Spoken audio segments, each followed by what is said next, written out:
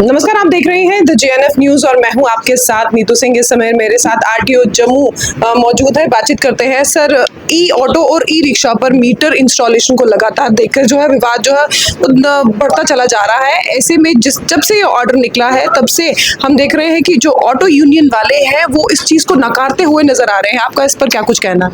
देखिए, ऐसा है कि ऑटो यूनियन वाले बड़े भली भांति हमारे से होके गए। मैं बताऊंगा, आपको पिक्चर भी दूंगा।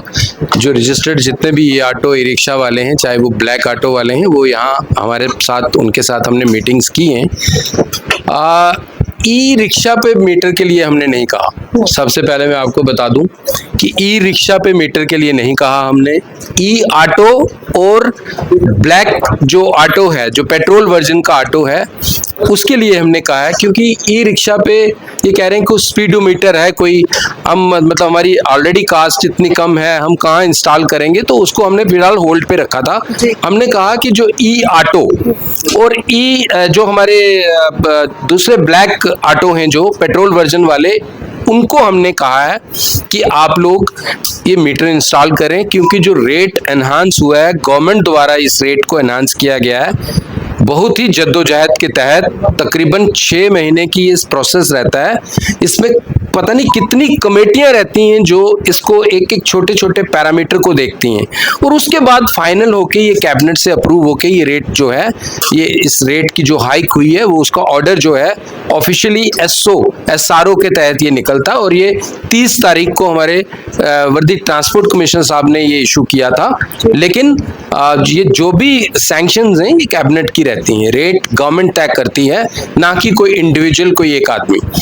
दूसरा, ई ऑटो के लिए मैं आपको बता दूं कि हम लोगों ने ये कोशिश की कि कोई किसी तरह का कन्फ्लिक्ट ना रहे उनको, तो हमने ये पैम्फलेट फ्री ऑफ कास्ट उनको दे दिए।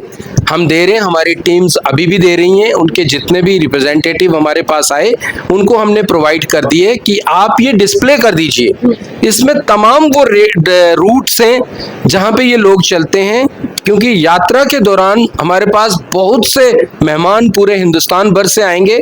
उस वक्त ये शिकायत आती है कि ये ओवरचार्जिंग हो रही है। उसको देखते हुए एडमिनिस्ट्रेशन, जो हमारी हायर अथॉरिटीज हैं, उन्होंने ये पहले से ही हमें हिदायत दी कि आप लोग कुछ ऐसा करके रखिए ताकि लोगों को दिक्कत ना हो, चाहे वो जम्मू वासी हैं, चाहे हमारे जितने भी बाहर से मेहमान आ रहे हैं यात्रा के लिए, उनको बिल्कुल ट्रांसपेरेंसी रहे। तो इसी सिलसिले में हमने ये रेट लिस्ट जो थी वो बड़ी बड़ी होर्डिंग्स बना के सारी प्रोमिनेंट प्लेसेस पे लगवा दी हैं। चाहे वो एयरपोर्ट है, चाहे वो बस स्टैंड है, चाहे वो भगवती नगर है, चाहे वो रिवर फ्रंट है, चाहे रेलवे स्टेशन है, इसके साथ साथ सतवारी में। इसके साथ साथ ये पैम्फलेट, जो रेट लिस्ट का पैम्फलेट है, ये हमने फ्री ऑफ कास्ट हम इनको दे रहे हैं कि ये डिस्प्ले करके रखें। किसी के साथ कोई झगड़े का मतलब ही नहीं रहेगा। तो मीटर जो है, क्योंकि जब रेट्स जो हैं आपके गवर्नमेंट ने किलोमीटर वाइज तय किए हैं, तो क्या पैरामीटर होगा जिससे आप फिर सवारी से बात कर पाओगे? मीटर ही होगा। मीटर से ही देख के आप बताओगे कि भाई हमारा जो ये इतने किलोमीटर हम चले हैं और ये हमारा रेट बनता है। ई ऑटो वालों को कहना है कि अनसर्टन बर्डन जो है वो प्रशासन की तरफ से उनके ऊपर डाला जा रहा है। पहले ही ऑटोज की ईएमआई होती है, रिपेयरिंग होती है, उसके बाद अब मीटर इंस्टॉलेशन वो अलग से। देखिए, अब तो हमने लिख दिया है जो कंपनीज हैं कि वो कोई भी मीटर के बगैर ई ऑटो बेचेगा ही नहीं। हमने मैंडेटरी, हम क्योंकि ट्रेड सर्टिफिकेट जो है वो ट्रांसपोर्ट विभाग देता है, तो हमने उनको भी लिख दिया है कि आप अब मीटर इंस्टॉल करके ही बाहर निकालोगे। ये भी मैं जो नेक्स्ट जो आएंगे, तो आपने देखा होगा इनिशियली शुरू में ब्लैक ऑटो पे मीटर रहता था, वो यूज करते थे या नहीं करते थे। बट देखिए, आखिरकार हम हर वर्ग के लिए, हमने हर वर्ग को देखना है। जम्मू के जो पब्लिक है, जिसके लिए ये सब कुछ है, क्या उनका कोई हक नहीं है? मतलब हमने उनको नहीं देखना? सर, आत्मनिर्भर भारत की बात होती है और आत्मनिर्भर भारत के तहत जो है ये ई ऑटो रिक्शा जो है वो लाए गए। उसके बाद देखा गया कि मशरूम ग्रूमिंग जम्मू कश्मीर में देखने को नजर आई, और जब मशरूम ग्रूमिंग हो चुकी और उस पर कोई रोक नहीं लगी, तो अब इंस्टॉलेशन की बात जो है वो की जा रही है।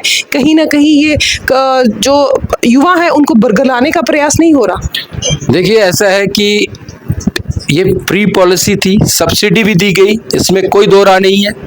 लेकिन फ्री पॉलिसी थी एक कि कोई भी ई ऑटो जो है वो ले ले, ई रिक्शा ले ले, किसी को रोक नहीं थी, कोई सिलेक्टिव नहीं रखा गया, इन पे कोई परमिट नहीं था।